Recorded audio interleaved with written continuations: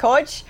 And Migs, update lang, no? Nanalo ng second set si Berrettini, may match point na si Fritz Taylor sana. Fritz. Pero Berrettini won the second set, which means We're going to a magta-third third. set sila. Magta-third set pa sila. So medyo matagal-tagal pa ang ating hintayin para sa match ni Alex at ni Jessica Pegula. So we have some time to talk. So let's talk about yung world ranking, Coach Roland. Yung world ranking ni Alex papasok dito sa tournament 140, which is already maganda na, 'di ba? Sa women's professional tour, nag-start siya, I remember, yung bagong pasok niya 1,000, then naging 700, 400, at talagang mahirap kasi dadayo ka talaga sa buong mundo para makakuha ng points. Play on different surfaces, yung iba-ibang surface ng tennis, clay, hard, grass sa Wimbledon, 'di ba? So, slowly but surely, since nag-pro siya noong 2020, right, ay umakyat na ang ranking to 140. Pero ngayon, Roland, Toto, Migs, and everyone, ang kanyang ranking, dito pa lang semi-finalist siya, ay akyat sa 75 in the world. Guaranteed. So, that's a huge jump. That's a huge jump. So, ang maganda dito, as you guys know, pag inside the top 100 ka, straight to main draw sa mga Grand Slam tournaments, French Open, Wimbledon, US Open, and Australian Open. So, that's super good news, 'di ba? Kay Alex Roland. So, sabi nga, sure na siya na makapasok sa main draw ng French Open na gaganapin in the end of May. So, itong pagtaas ng world ranking, gaano kahalaga para kay Alex sa next steps niya na umabot sa top 50? Kasi alam ko, ever since, ang goal niya talaga, top 100, then top 50. And I know that yung Nadal Academy, they believe she can go all the way to top 20 and even reach, and even win a Grand Slam in the future. So, itong new world ranking niya, how much of a confidence boost is that gonna be for Alex? She can reach her goal today. If she wins today, she'll be top 50. So, That's true. So it's ano sa kanya. Syempre, of course, what we know is yung top 100 and the ones below 100, parang it's a different mindset, it's a different level of confidence. Kasi nga, pasok ka na sa main draw and the Grand Slams. Now she's there. So, very, very happy for her and she deserves it more than anything. Pero knowing her, hindi yan titigil. Hindi yan parang mission accomplished. Even when, even her dad, when he speaks, hindi yan parang, wow, we're done, so happy. No. It's continue, let's go nga di ba? So, she's there. Now she can play Iga, she can play Badosa, she can play Raducanu in the first round, Grand Slam. So, and there's nowhere to go but up for Alex starting now. Coach Toto, puntahan ko lang yung confidence, no? Kasi syempre, pag nandito ka naman sa world, at least sa WTA, lahat naman sila magagaling eh. Pero yung confidence and yung mindset talaga to be consistent, paano mo wino-work on yun as an athlete? Siguro kasi para sa akin, yun, kailangan well-prepared ka, like yung mga ginagawa mo, aside sa, syempre yung mental toughness, nandiyan na yan, yung mga work ethics mo, yung ginagawa mo, minsan naiisip mo rin yun yung, ito, ganito ginagawa ko, tumatakbo ako, nag-gym ako, lahat ginagawa ko, hindi ako magpapatalo sa'yo, sabi ko, kahit hanggang umaga pa tayo maglaro dito, lalaban ako sa'yo. Minsan, laking tulong din hindi lang yun sa laro, yung sa mga preparation mo, naiisip mo yun yung mga ginagawa mo.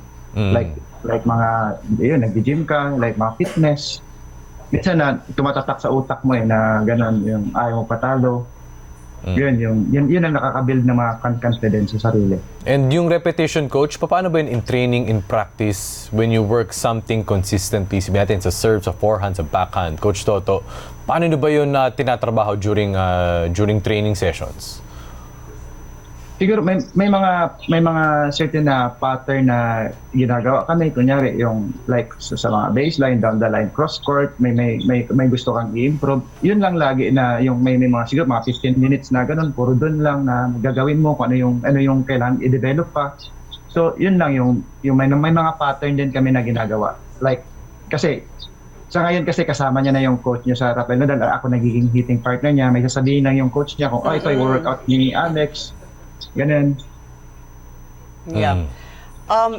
Coach Roland, we all know that at the Rafa Nadal Academy, talagang pinag-uusapan nila yung every training session of Alex. I remember nung nandito sila, I would go and watch kasi ang sarap manood ng practice, di ba? Makikinig ka lang. Pero talagang very intentional yung bawat practice session, yung kahit pinapractice nila yung down the line, return of serve, kick serve to the backhand, talagang very specific, right? Itong high-level coaching ni Alex, marami nagtatanong sa akin dito sa Pilipinas, yung mga parents, kasi ang dami na nga nagka-interest sa tennis. Can my kids succeed in tennis kung dito lang sa Pilipinas magsistay? O kailangan bang pumunta sa Spain o sa ibang bansa? I think coaches wise, I mean, syempre I think we're all human beings. Lahat naman yan pinag-aaralan namin and experience, improve naman ang coaches.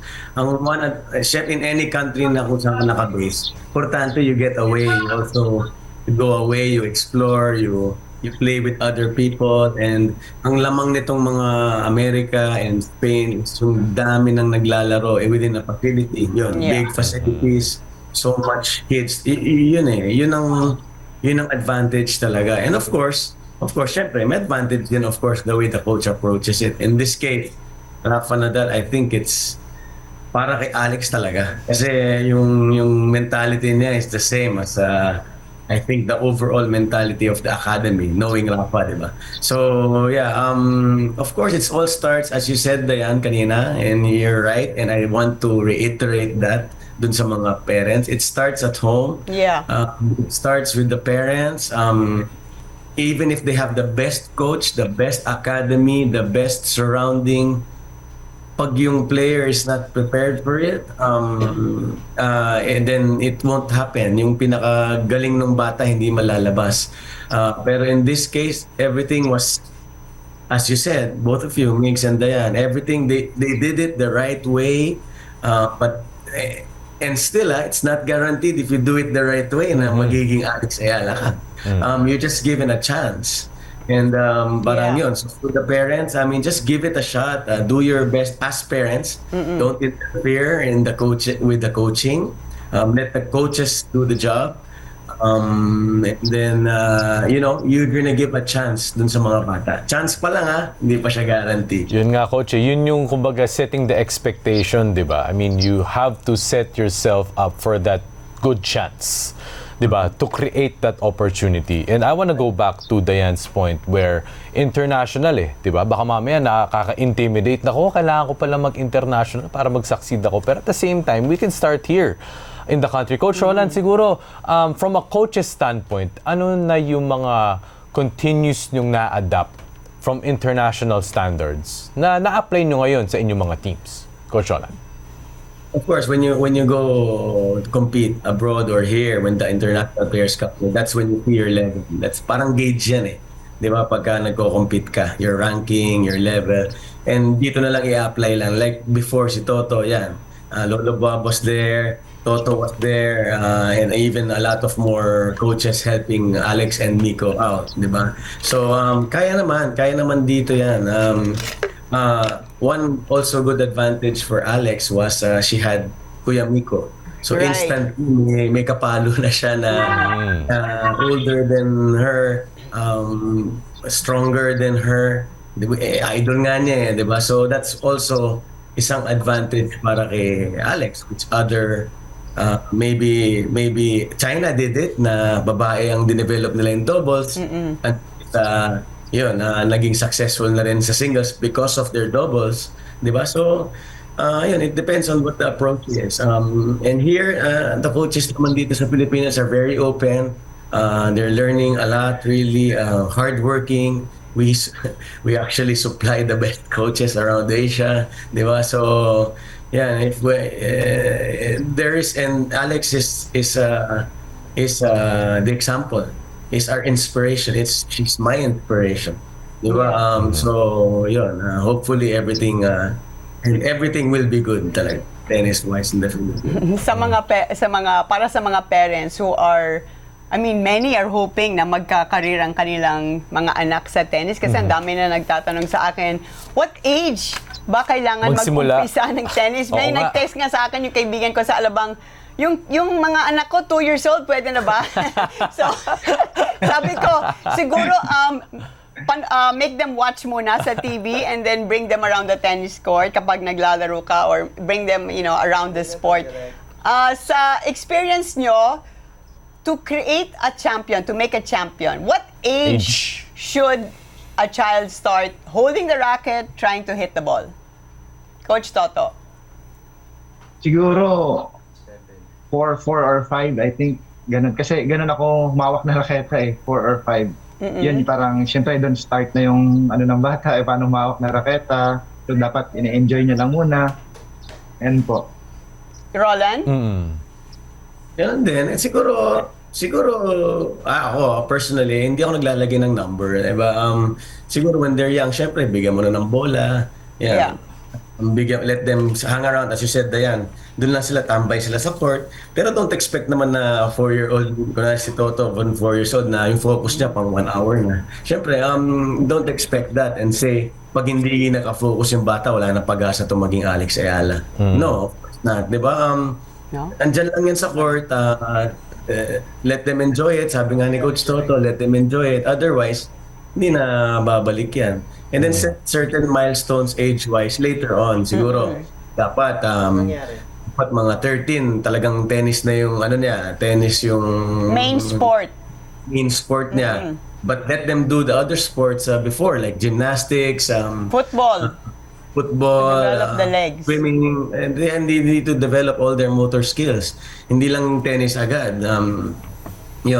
This is something you should be open with. It's not one and only solution. Pero syempre, kailangan you need to see these things also and be open to it. Yeah. Coach Roland, can I go back a bit to the age? Kasi, I mean, most would say kapag medyo mas matanda ka, meron ka ng experience. 31 years old, siguro mas marami ng nalarong tournament. Pero ano din yung advantage ng pagiging bata? Because when you, for some context, sabihin natin yung mga unang WTA 1,000 titles. Sabihin natin, Serena Williams, Venus Williams, Maria Sharapova, Aryna Sabalenka, all won their first at 17 years old.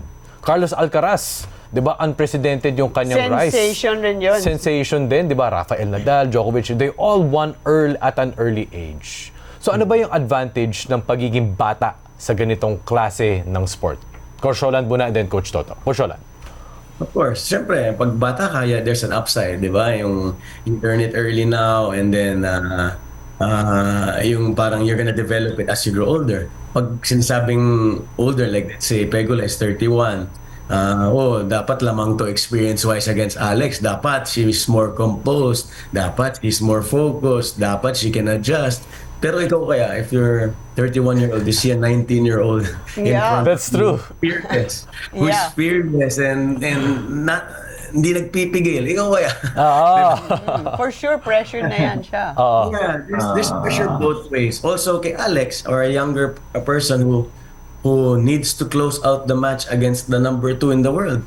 Parang if I was in the position of Alex, parang I don't know how I will close that. Kaya Pero nga Alex did it easily. So not easily, but she did it successfully. So you can't tell. You can't tell.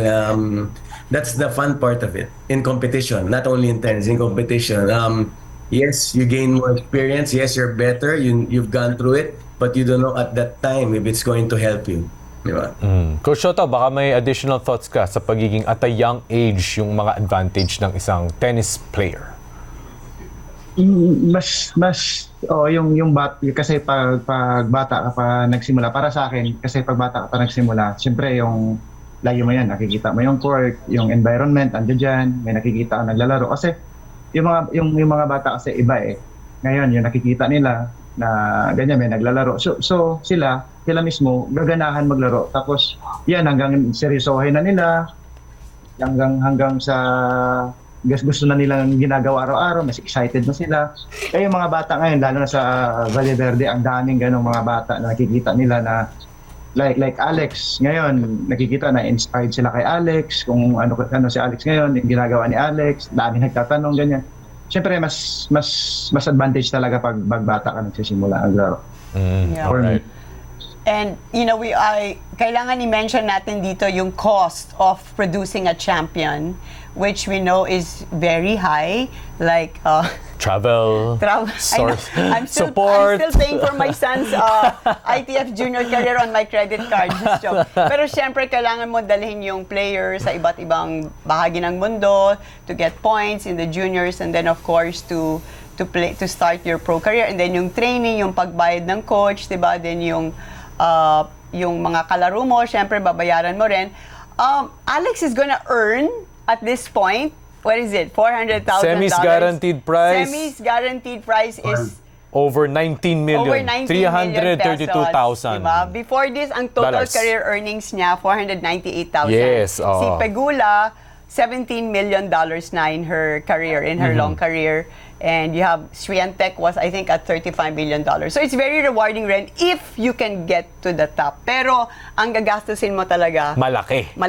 So, mamumuhunan ka ng malaki-laki. well, kailangan para sa akin, kailangan joint venture, parents, Yes. Philippine Tennis Association, private sector, Sponsors. government. Kasi talagang you really need a lot of funding para makabiyahe all over the world. And Alex got it. But as she said, she put in the work. Parang she was given all the opportunity. Pero at the end of the day, kailangan magstay siya doon, kailangan maniwala siya. She has to do the work when they tell her to run, when they tell her to go to the gym. And one thing I really like about Alex is, ang sabi nga ni Coach Joanne, sa lahat ng player ng Nadal Academy, siya talaga yung hindi nagko-complain. Lahat ng pinapagawa, ginagawa niya. Lagi nagtatanong, how can I improve this? Anong pwede kong gawin? Kahit sa mga matches, very open siya. So that's also the one good thing about our Alex Ayala.